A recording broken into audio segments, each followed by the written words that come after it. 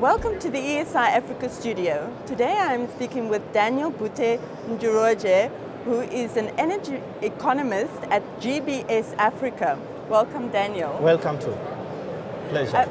Daniel, Yes. you have been attending the African Utility Week conference Yes. this week as a conference speaker, guest speaker, as well as an attendee. So from the conversations that you have attended, as well as conversations that you've had with people attending, what have been the key takeaways for you? I think this is a very interesting forum.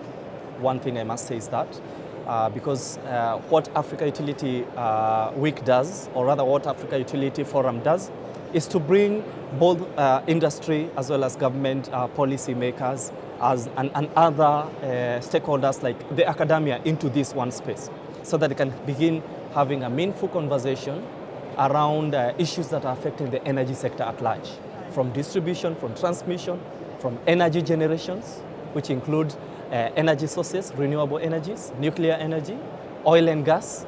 And I think those salient issues that have always been problematic, thematic issues that have found themselves being very much problematic in the entire energy space, have been dispelled and have been cognitively understood and talked over in this kind of space, this kind of forum. But you've attended, for instance, the keynote session. Yes, I have attended one on water. I also attended one on transmission and generation.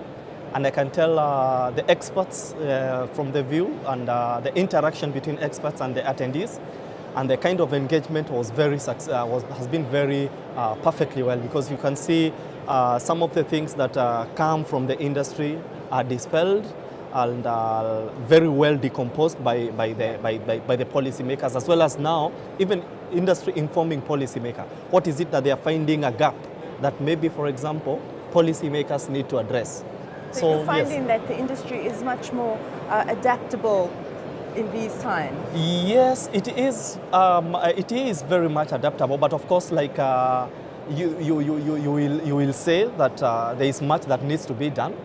We live in an environment where there's so much dynamics, industrial dynamics that take place, which require constant improvement, constant new technology, and constant improvement, basically, to see to it that you offer the best kind of quality service to the client. You've written articles in ESI Africa on the subject of nuclear power. Yes. So what are your thoughts in terms of the trend that nuclear power is following? Nuclear power is one thematic issue that is currently gaining momentum.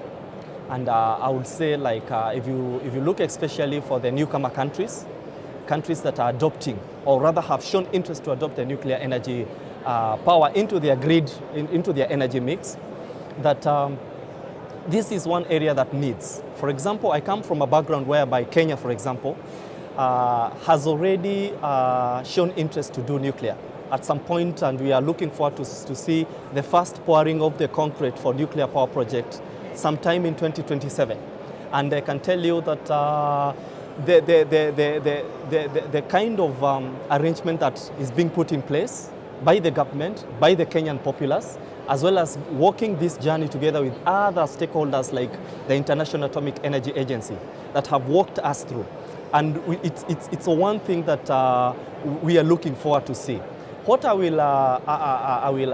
must say in this is that you find that we cannot, nuclear energy is inevitable. We really cannot do away without nuclear power into our energy grid mix. And I will cite an example, for example, in Kenya. Our current generation is such that when you look at the entire outlook of the energy sources, there is so much that you can get from each of the sources. Yet the demand for energy itself is surging, or rather it's on a higher trajectory.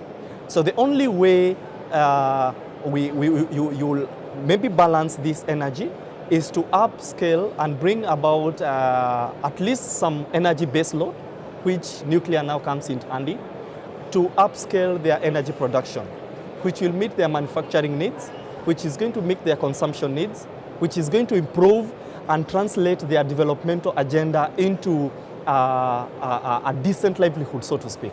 Yes. So in terms of African Utility Week, Yes.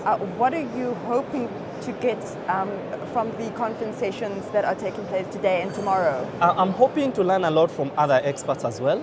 I'm hoping to get a lot of network, of course, from other experts from the wide range of the energy space, generation, transmission, energy sources. I'm also hoping and looking forward to get a lot of insight from the utility companies, the ones that have already done some stunts here, from generation, transformation, all these utility companies that are going about their different endeavors and offering solutions to the market, the energy market. Yes. Well, thank you so much for joining us at the ESI Africa studio, Daniel. Thank you too. Thank you too.